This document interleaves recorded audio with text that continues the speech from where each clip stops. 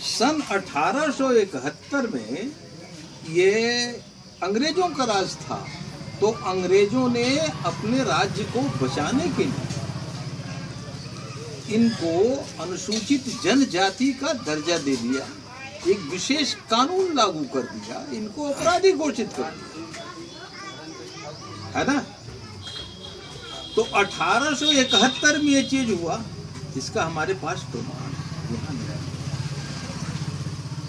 तो अब ये क्या करे, ये तो लगे भागने कानून से। जब जो कानून लग गया तो भागने लगे, सारे भारत में ये कानून लागू हो गया। उसके विषय में मैंने थोड़ा सा लिखा है, देख लीजिए। थोड़ा जो दिमाग में आया लिख दिया हमने, यहीं पर पहले भाग का पटाख चेक भी कर दिया।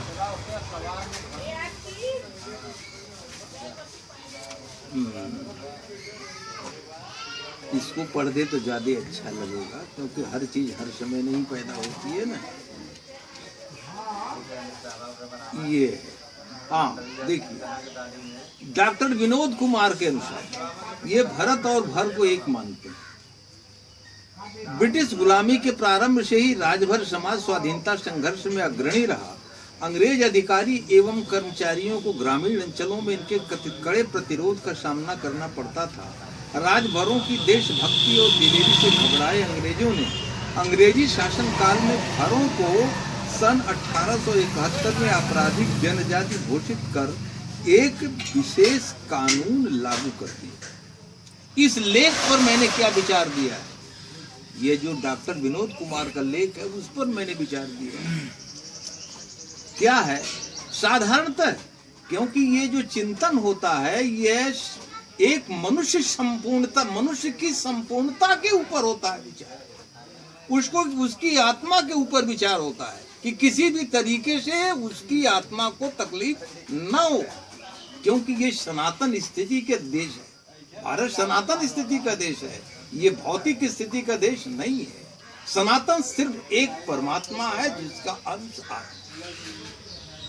उस विचार को लेकर के हमने लिखा है कि अंग्रेज ये साधारणतः मनुष्य को सोचने की बात है कि एक परिवार में औरत, मर्द, युवा, युवती, बालक, बालिका, वृद्ध, वृद्धा, बीमार, भक्त, ऋषि सभी को भर जाति में पैदा होने के नाते उक्त कानूनतः अंग्रेजी पुलिस अपराधी समझने लगी और इन्हें प्रताड़ित करने लगी।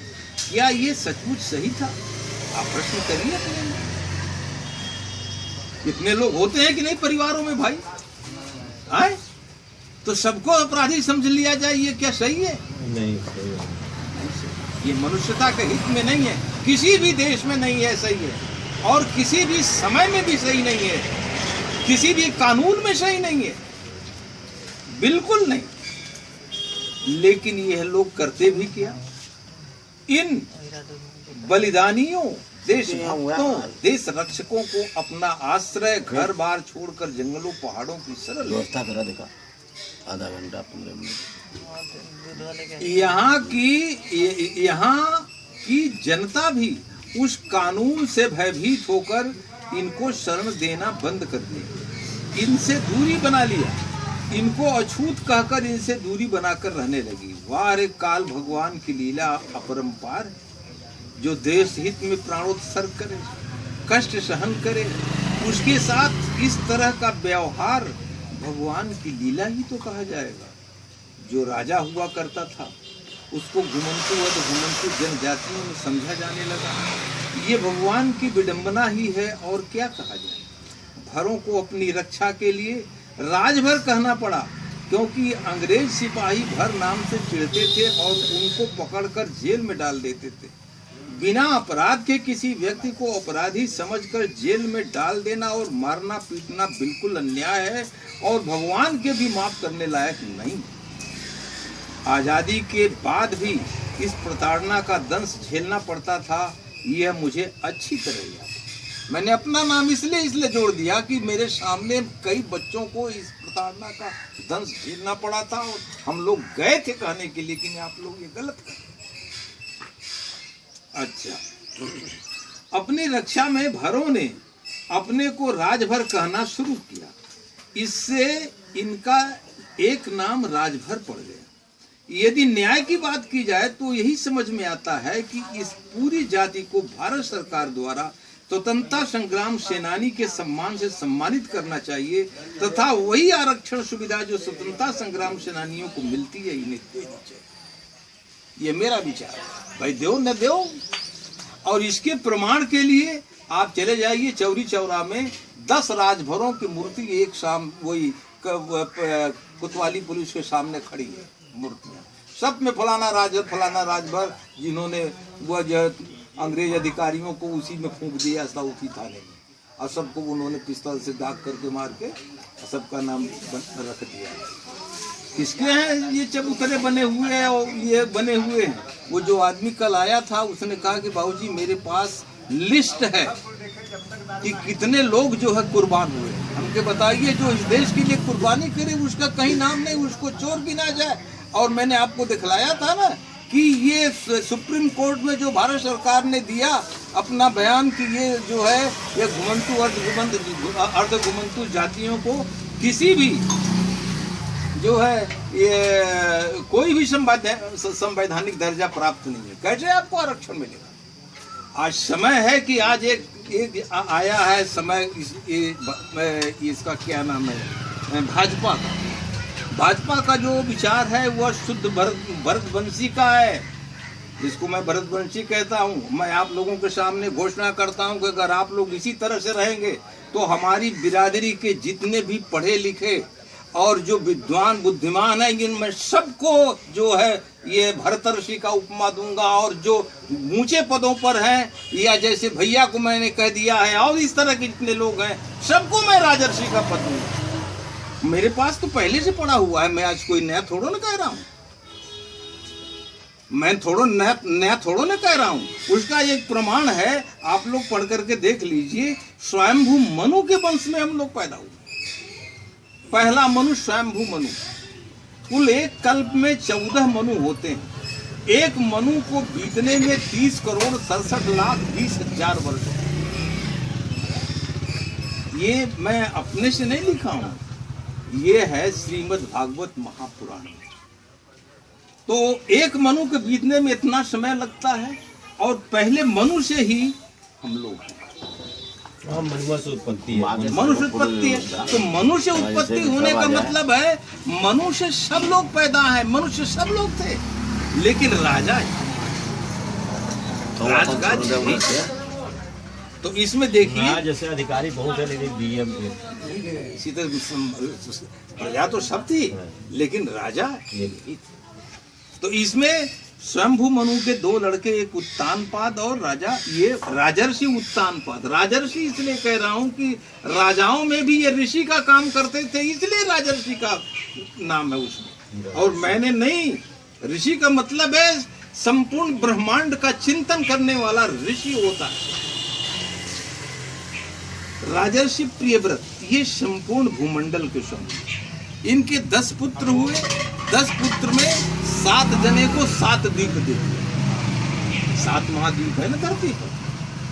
और जो 3 बचे तो 3 लोग जो है ये पढ़ने पढ़ाने भगवान का भोजन पाठ करने लगे, तो ये इस रूप में हो गए। उसमें सबसे जो बड़े थे आग्निद्र, इसमें और जगह लिखे हैं आग्निद्र, इसमें जो असली लिख रहे हैं तो उसमें से दूसरा है उसको नहीं ले आए। राजर्षि आग्निद्र हुए, आग्निद्र के लड़के हुए राजर्षि नाभि, नाभि के मेरु देवी से ऋषभ देव हुए। ऋषभ देव का फोटो नहीं, ऋषभ देव को आप लोग जानते होंगे, नहीं जानते होंगे तो इलाहाबाद के पहले उनका बहुत बड़ा मंदिर बना हुआ है, जाते समय बाएं साइड पे पड़ेगा। ये राजर्षि भरत ऋषभ देव के 100 पुत्रों में सबसे बड़े थे, और ये सभी सूर्यवंशी क्षत्रिय थे क्योंकि ये सूर्य की उपासना करते थे। अच्छा, अब एक और थोड़ा सा इसे इसको बता रहे हैं, ये तो हो गया ना। इसके आगे भैया को दिखलाए हैं, वो बड़ी मोटी सी किताब है, तो उसमें लिखा है भरत के वंश का वर्णन। तो इस स्वयंभू मनु के काल में जितने राजा लोग हुए हैं उसमें सबका वर्णन है। इसलिए उसका नाम उस वेदव्यास ने भरत के वंश का वर्णन। तो अगर हम भरत वंशी ने लिखे तो क्या लिखेंगे, प्रश्न खड़ा होता है ना। हम लोग भरत के वंश के ही तो है। अगर हम अपने को सनातन मानते हैं तो सनातन माने तो जब से सृष्टि शुरू हुई तब से न मानेंगे हम। गलत नहीं कह रहा हूं, तभी से मानेंगे। तो इसलिए जो है हम भरतवंशी अपनी गाड़ी पर लिख के चलते हैं। भरद्वाज गोत्र पर विचार। हम लोग कहते हैं कि हम लोग भरद्वाज है ना, तो जब इस भरद्वाज गोत्र पर विचार होना बहुत जरूरी है ना। तो भरद्वाज गोत्र पर विचार हमने किस तरह से किया है उसको दे रहा हूं। भरत वंश और भरों को यदि अलग अलग मान लिया जाए,